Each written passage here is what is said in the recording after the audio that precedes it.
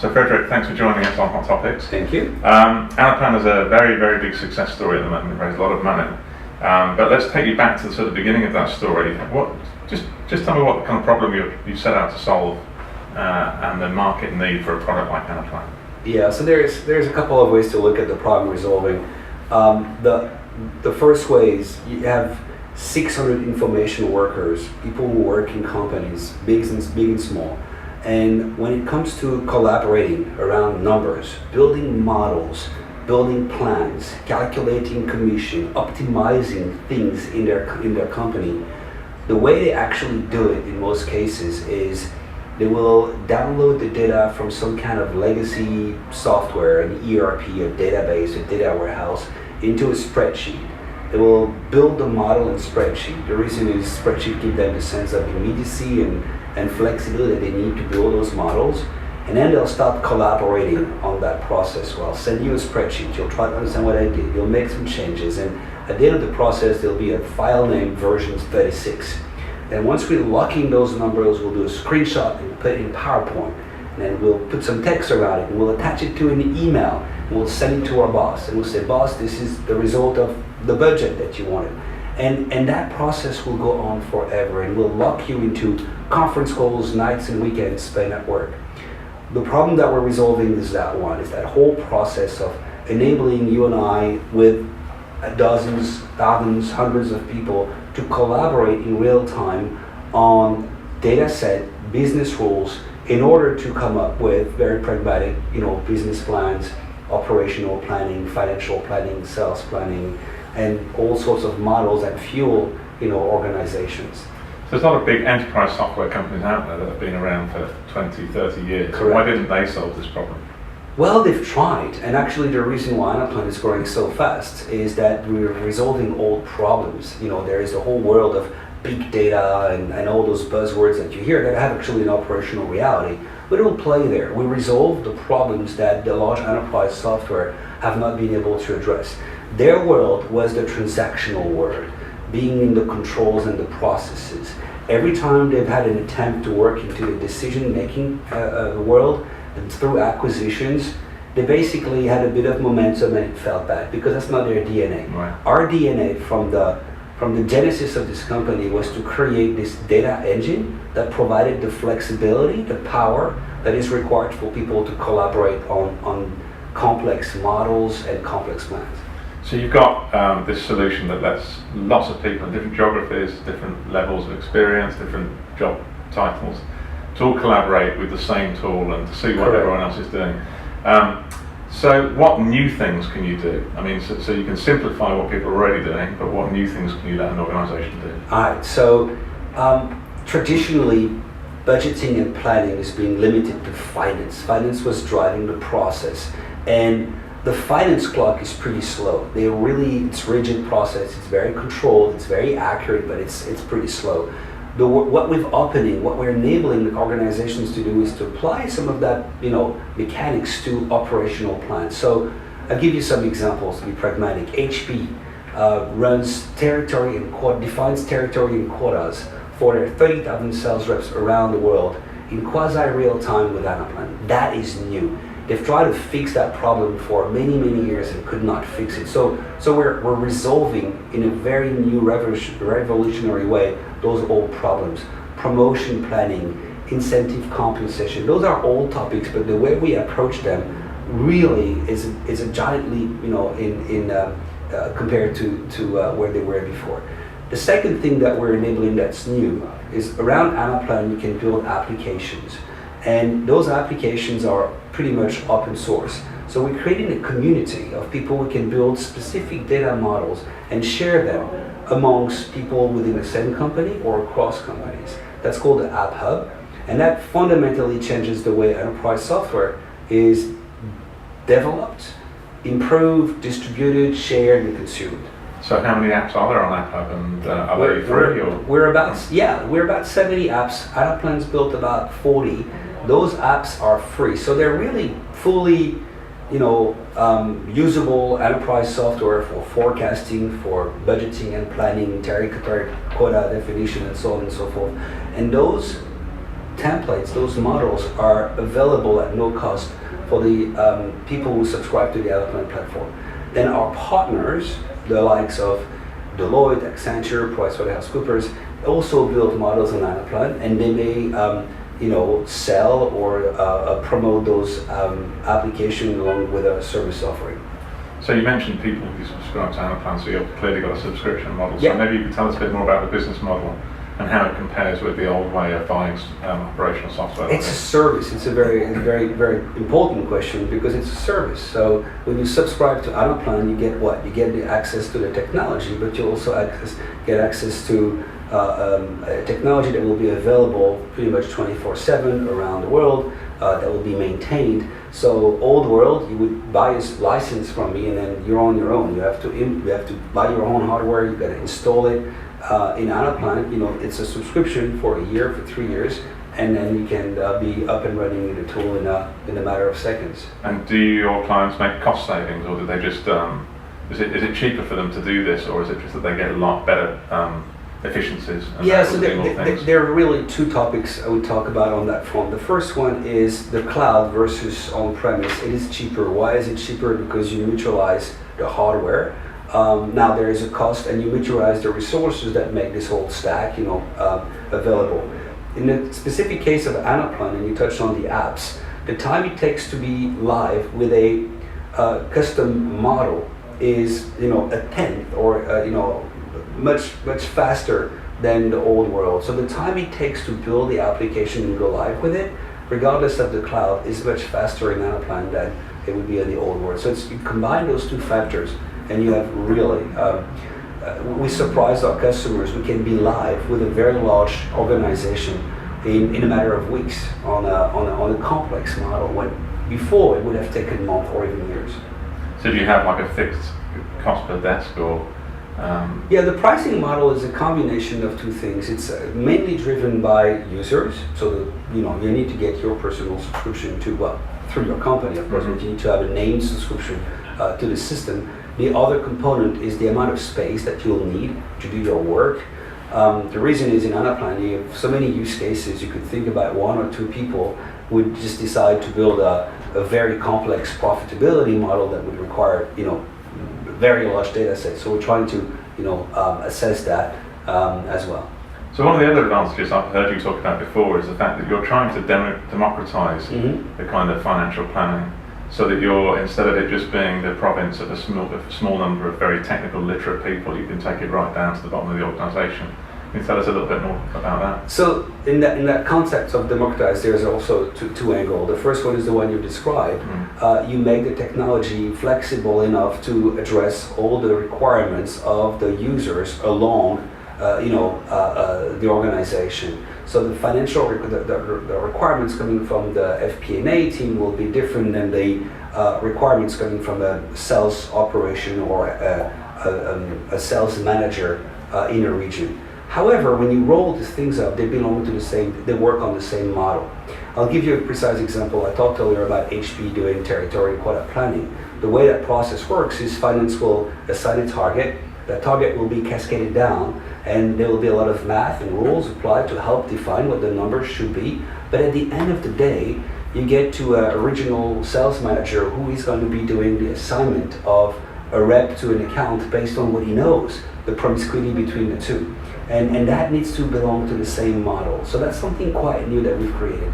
The second concept around the democratization, and that's related to the cloud, is some of the power and the flexibility and of this technology is available to the largest companies in the world, but it's also available to a smaller firm, and they have access to the same computing power and the same pricing model. That's completely new. In the past, our technology would have only been available to the largest companies in the world. The cloud enables everybody to have access to it in real time. So related to that issue is the issue of bring your own device, and how people are starting to use their own devices at work now. Now, traditionally that's been on things like keeping records of expenses and things like that, but and maybe not so much with something as complicated as your product. But are you starting to see the impact of that? Of people using tablets and mobiles and actually you performing complicated operations on Yeah. them. How do you adapt to that? I think that those operations that we're managing have been, some of them are inherently complex, but a lot of them are rendered complex by the lack of correct tools, right? So you take a project planning app or a sales forecasting app, that's not complex per se, and yes, you do need to have a sales rep or a sales manager to go and override a number, and that's a simple process. When you roll it up in the context of an organization with, you know, thousands of sales reps and thousands of products and thousands of customers, suddenly the process is very complex. So what we do is we decomplexify, so to speak, the process, and we make that technology available on an iPhone or on any kind of device through our browser, and people can go and in real time make some adjustments to the model. Another example is configure, price, and quote. You're a sales rep, you need to price a specific product to your customers. You want to be able to do that in front of the customer, select the product, select the quantities, enter your discount level, get the approval, and do all of that from wherever you are. The key for us from a technology perspective is to make sure that the communication between the server and the client, so to speak, is very efficient. So have you sort of made any user interface innovations, and are you preparing for things like voice interaction and NFC and barcodes and these kinds of external sources of data? This is, you know, you can leverage any source if you want. You could use a barcode. This was something I worked on a long time ago. This is not something that our customers are asking so much right now. They really care about getting their users access to the model. That's the first requirement. But yeah, I mean, you could conceptually enter data coming from any data source. So have you had any kind of political resistance from inside organisations? I know there are a lot of people out there who are extremely good at Excel. Correct. And their jobs depend on the fact that they're good at it and other people don't know how to use it. So have you had resistance from those kinds of sections? It's moving. Yes, we sometimes do, of course. But the way we overcome this is we'll tell, if you're talking to a prospective customer and people feel resistant, we say, all right, let's spend 3 or 4 hours together and we'll build a model together. And if you look at Anaplan, we can really connect to the concept of the spreadsheet. You know, people will suddenly understand, okay, there's rows and columns, there are pivots, there are charts. I'm okay with that world. But now what Anaplan did is resolved all the problems that came with the spreadsheet. I want to make a change in one formula and that be replicated across the entire model. I want to move a department from one group to another, or a product group from one group to another. And every time you want to do that in a spreadsheet, it falls apart. So we've gotten better at explaining how you're not losing your Excel skills. Your Excel skills will be leveraged, will be a benefit, will be an advantage for you to become much more efficient at your job by using Anaplan. So you're part of this kind of revolution, this SaaS revolution, which has taken the world by storm, and I believe you're working with Salesforce and other companies like that. So how is that partnership taking place, and how do you see it affecting the workplace of the future? Well, Salesforce and Workday are both investors in Anaplan, significant investors, partners, users. They use our technology and we use theirs. And we go to market together. I mean, they manage a big part of the process. Salesforce is really strong in the Salesforce automation, and they have all the clouds around marketing and services. Workday is really strong in HR and managing all those processes. What we do is planning and modeling.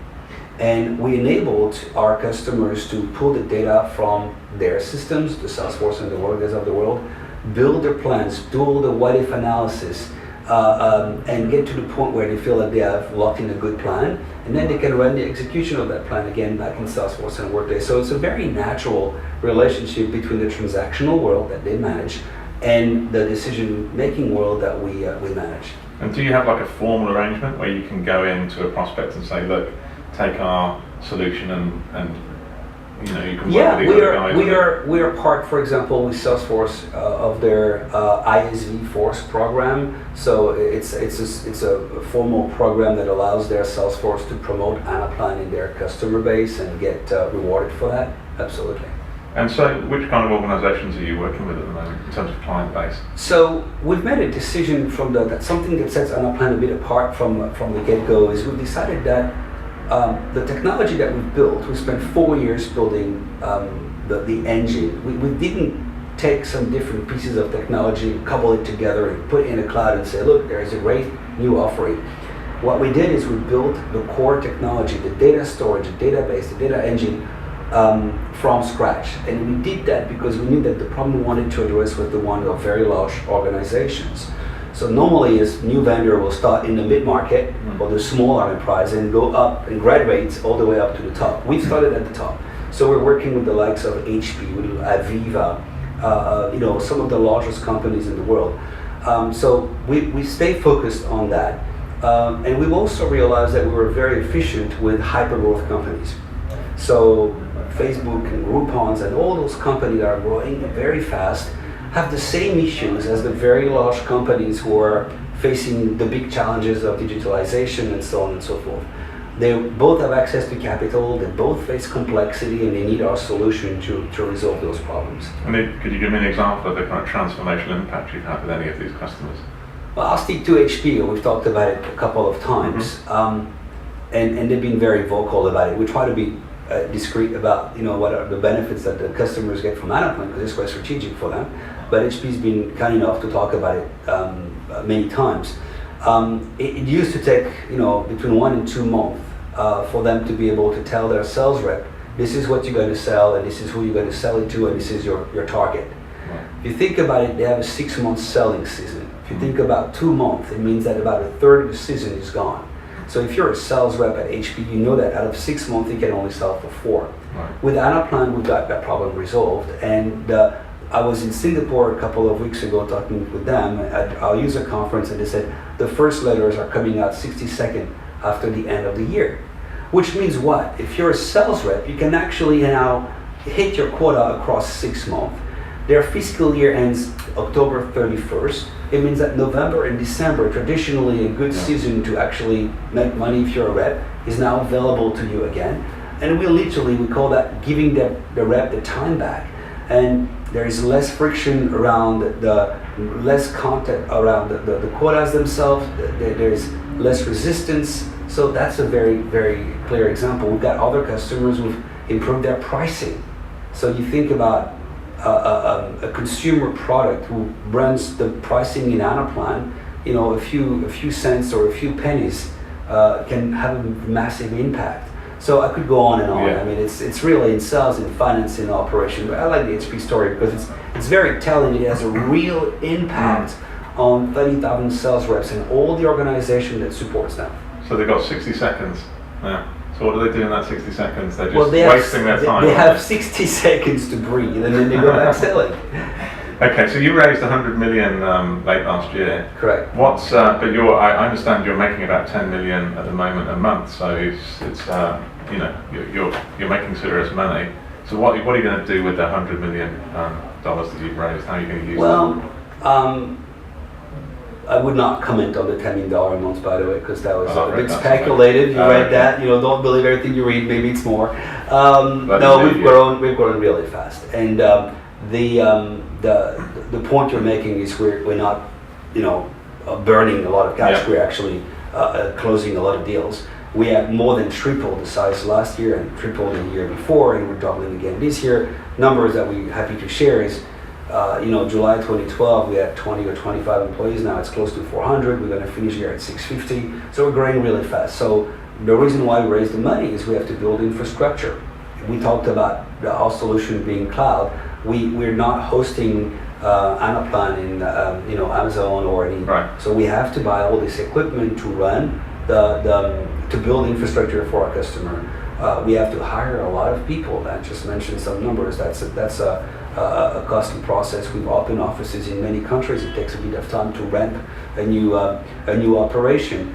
And I would say, more importantly, we've hired a lot of engineers.